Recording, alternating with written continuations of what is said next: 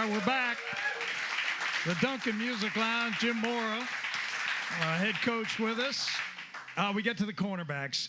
I watched a lot of that today. What was that drill when you were throwing passes inside the 20, trying to score one-on-one stuff with the corners trying to cover receiver? Just a red zone one-on-one. Okay. Yeah, where you're going receiver versus defensive back That's in the red zone. That's a tough drill for a cornerback. Yeah, it is. I think. One-on-one is a tough drill because there's no pass rush. Right. So the quarterback can just stand back there.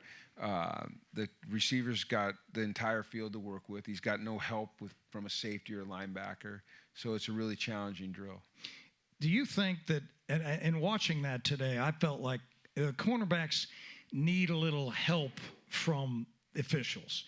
You got to be able to put your hands on guys to get control of them. I think that's fair. But is that in college football a no can do? No, in pro football it is. You can't touch them after 5 yards. In college football, they're pretty lenient. You know, as long as the ball's not in the air and you're not grabbing and holding the jersey and restricting their ability to get up the field, they're going to let you be a little bit more physical. Makes it a little bit difficult in games like the Wake Forest game last year, where, all of a sudden the flag comes out or doesn't come out in a situation where you thought it could. So, but no, you can be a little bit more physical. We bring officials to several of our practices, and I ask the officials when they're there to be very, very picky. And if you would even think about calling it, throw the flag so we can coach off of it, so we know what the parameters are and how far we can take things and what things are being emphasized. We haven't had a lot of pass interference calls, I don't believe, or holding calls, but you're going to get them when you play aggressive defense. Right. So tell us about some of the corners, because you got some experienced guys back, which I like because they've seen a lot. Yeah, Cam Chadwick's back, and I think he's a really good player. Wears number 13. He started a lot last year. He's a Jersey kid. He's got an ankle sprain right now, but hopefully he'll be back next weekend. We brought in a kid named Devin Pringle, who I think is going to be a really good player. He wears number 2. He'll be our left corner. We talked about Osiris Gilbert, who's a young player. He's actually a freshman. He's from Atlanta, but his mom is the track coach at Georgia, women's track coach. She's actually going to be the track coach of the next the 2028 Olympic team. So he's got some competitive genes. We've got, give me some other names there, and I'll tell you if. Byron O'Parlin, he's a linebacker. Malachi McLean. He's a safety. We're testing his knowledge now. Okay. Yeah, that's my other question. You played a lot of 5 DBs. We play all 5 DBs. Okay, so are it's they 3? So Mike, it's the 3 equals what? 3 down linemen. 3 plus 2 is 5. 3 linebackers. Okay, so that 6. means there's 5 what?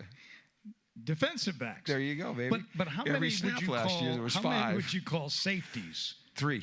Okay, so we you got play the with corners. 2 corners and 3 safeties, and we have I'm teasing you, obviously. We tease you, but we call a guy the dog. So like Malachi is the dog. All right, so it's kind of a hybrid linebacker safety. Okay. We have a boundary a boundary safety who's more your true safety. You have a field safety who's kind of maybe more of a nickel corner safety combination guy. We have a lot of variability in our But defense. all of them have to be good cover guys, right? I think that's probably, if you're out on the edge, you've got to be able to cover. Inside, you got to be able to decipher what's happening, react. You've got to be a good tackler, and to be a DB, you have to be able to recover. Yeah. So turnovers, we talked about this during one of the breaks. Last year, you were kind of, I think, negative in that category. You didn't turn the other team over that much. You played some good D, especially on 3rd down. But turnovers, in your mind, how important? Critical. To get them? Turnover ratio is the most critical variable in determining wins and losses. And somehow last year, even though we were negative, we found ways to win games. But you can't live in that world very long. So we have to take care of the football better, and we have to do a better job of taking the football away.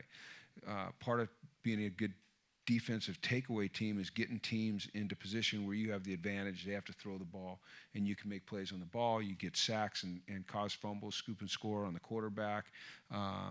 Emphasizing it in practice, punching at the ball, ripping it out, and we do a lot of that every single day. We're working on that. And then you got to get on a run. You know, you got to get on a run where the turnovers kind of, there's the fight song. Turnovers come in bunches. So Yeah, it's they something do. we're constantly working on. All right, so you'll be better on first and second down. That'll open up more opportunities on third and long to turn people over. Yeah, we were one of the top teams in the country last year on third and long and All in right, the Coach, red zone. So appreciate it.